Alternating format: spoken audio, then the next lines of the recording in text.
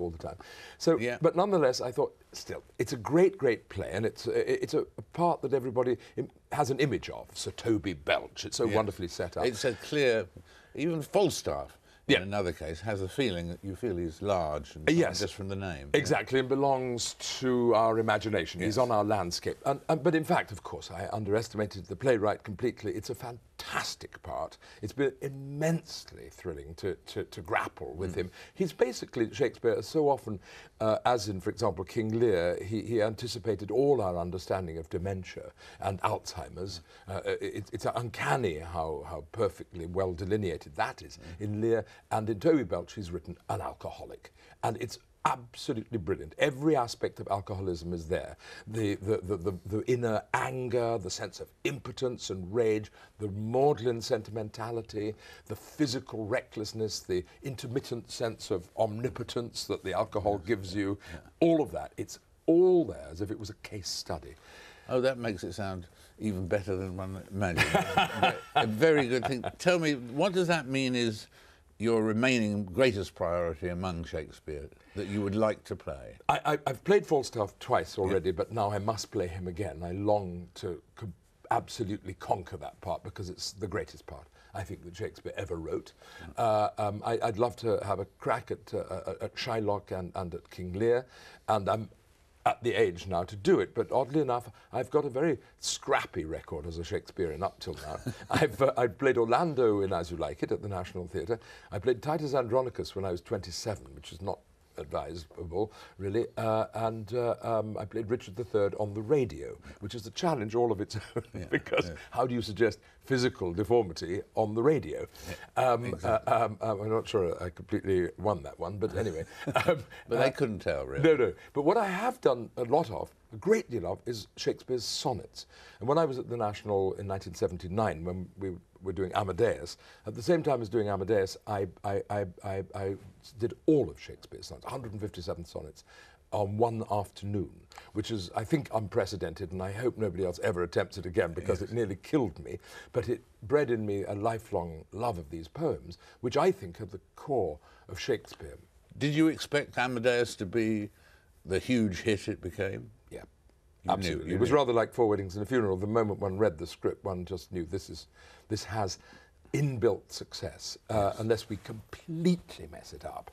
And Amadeus, of course, had a number of advantages. It was a play by Peter Schaffer, who had just written Equus and Royal Hunt of the Sun and was one of the most acclaimed dramatists on the face of the earth. It was about Mozart, which is a perennially interesting subject, and Paul Scofield was playing Salieri. So again, as with the Twelfth Night, which I'm doing at the moment, which is sold out immediately, so did Amadeus, almost instantly. And of course, Four Weddings and a Funeral is another.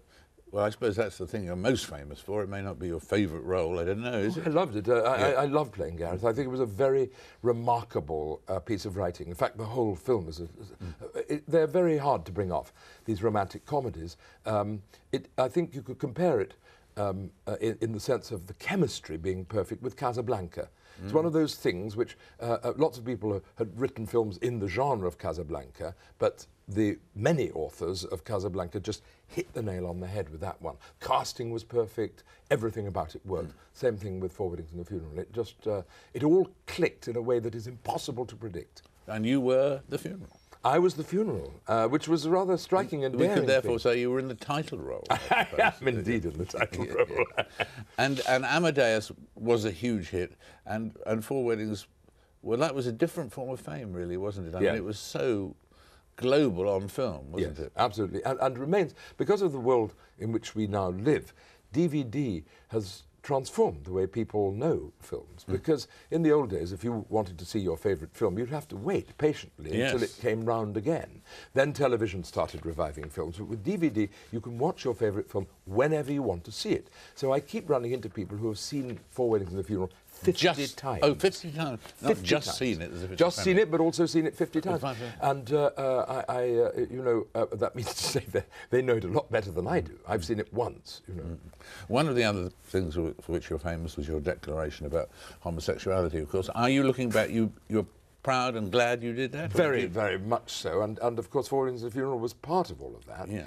Because that character broke a whole lot of stereotypes about being gay. And at the time, Four Weddings and a Funeral, remember, was made at the height of the AIDS kind of, the first wave of AIDS. Horror of it. A horror of it, and it was a wonderful thing to have a gay character who died of something other than AIDS. Yeah. What he died of was Scottish dancing. Yeah. And I've always thought of the film as a government health warning against the perils of Scottish dancing. That's right. So you gave up Scottish dancing. I gave up Scottish dancing as a result immediately, of that particular role. So that in the general field across, do you get the same satisfaction from doing all the various things, the directing, or do they give you a different fulfillment or pleasure? Yes, they're all very different. I mean, I write a lot. I've Yes, written you do. 17 books now, and that, of course, is a solitary pleasure. Yeah.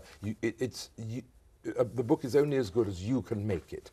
Nobody else has anything to do with it. I mean, it's nice to have the input of an editor, but if you're directing a play, then you're dependent on the whole group of people that you've assembled. So it's critical that you get the right people. Being a director, especially directing a movie, is an area of absolute responsibility, and I've only directed one film, which was The Ballad of the Sad Café, which was distinguished by having Rod Steiger and Vanessa Redgrave in the cast, and it was not altogether a success, and in the end I have to take the responsibility for that. I have to say, well, you know, I was in charge and I didn't quite get it right.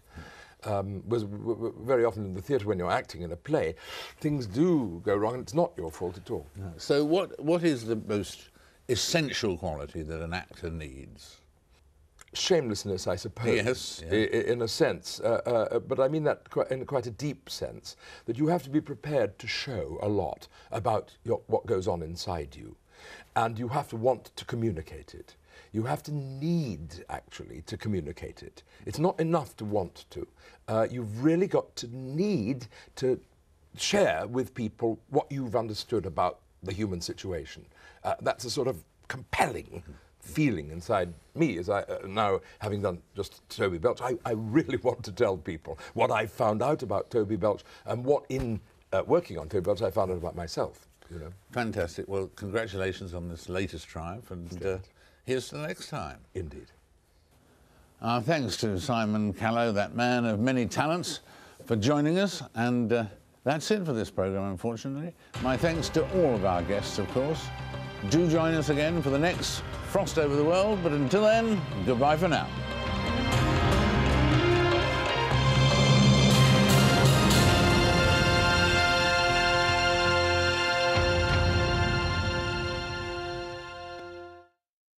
Business Latest is brought to you by Catalum, the most efficient and environmentally friendly aluminium smelter.